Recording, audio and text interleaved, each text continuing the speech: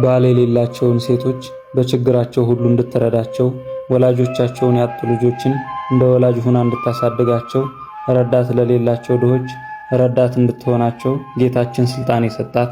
የስሟ ትርጓሜ ጥበብ ማለት የሆነና በጸሎቷ ጥበብን ለሰው ልጆች የምታሰጥ የ12 የ10 እና የ9 ዓመት ልጆቿ ጲስጢስ፣ አላጲስ እና አጋጲስ፣ ይኸውም የስማቸው ትርጓሜ ሃይማኖት፣ ተስፋና ፍቅር ማለት የሆነ በከሃዲው ንጉሥ ተይዘው ስለ ክርስቶስ መከራን ሲቀበሉ ታጸናቸው የነበረችና ለሰማዕትነት ክብር እንዲበቁ ያደረገች፣ ሦስቱን ደናግል ሰማዕታት ልጆቿን በክብር ከቀበረች በኋላ ነፍሷን እንዲወስድና ከልጆቿ ጋር እንዲደምራት ወደ ጌታችን ጸልያ በዛሬዋ ዕለት ያረፈች እናታችን ቅድስት ሶፊያ ዘአንጾኪያ ዛሬ ጥር 30 ቀን ዓመታዊ የመታሰቢያ በዓሏ ነው።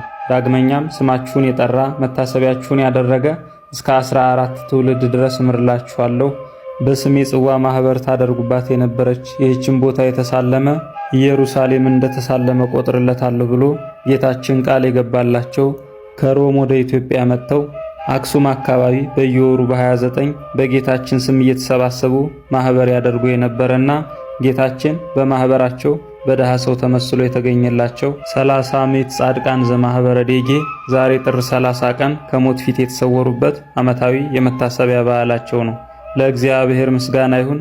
እኛንም በቅዱሳኑ ጸሎት ይማረን ይቆየን።